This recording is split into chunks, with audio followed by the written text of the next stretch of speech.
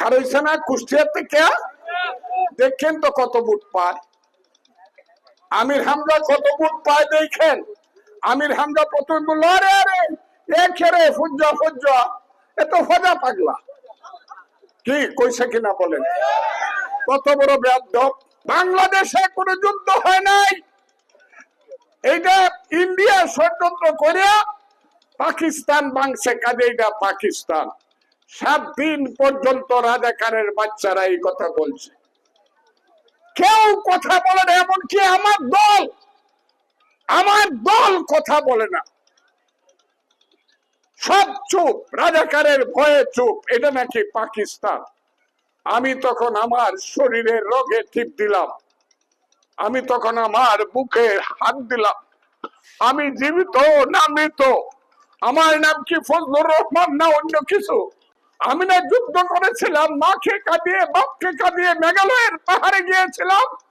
আমি যদি সত্য কথাটা না বলি তাহলে মৃত্যুর পরে তো আল্লাহ আমাকে জিজ্ঞাসা করবে, হেই ফজলু তুই না যুদ্ধে গেছিলে, বর্ডারে কত লোক মাইরে ফালাই আইছস, তুই তো সত্য কথাটা বললে না। 7 দিন মিথ্যা কথা যখন বললো রাজাকার আল বদর জামাতের বাচ্চারা, আমি সেদিন আমার স্ত্রীকে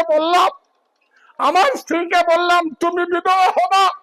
আমার সন্তানদেরকে ডেকে বললাম তোমরা পিতৃহারা হবা, কিন্তু সত্য কথা বলে আমি মৃত্যুবরণ করতে চাই।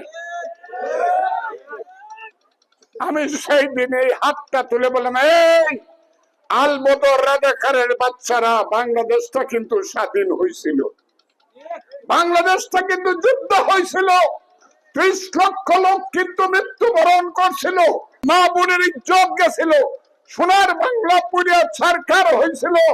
এই রাজাকারের বাচ্চারা মুক্তিযুদ্ধ যদি না মানুষ, পাকিস্তান যদি মানুষ, তাহলে পাকিস্তানে যা, এটা বাংলাদেশ থাকবে।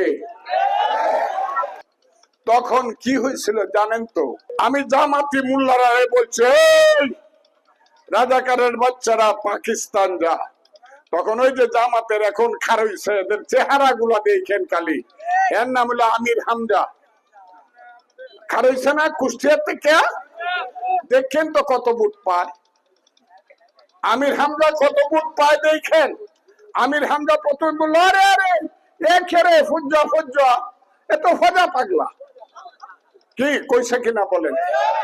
কত বড় বেয়াদব। আল্লাহ বলছে কোন লোকের নাম বিকৃত করে বললে তুমি কবিরা গুনাহ করলা। আর সেই আমির হামজা বয়সে আমার চেয়ে 25 বছরের ছোট, সে আমার নামটা বলে ফজা।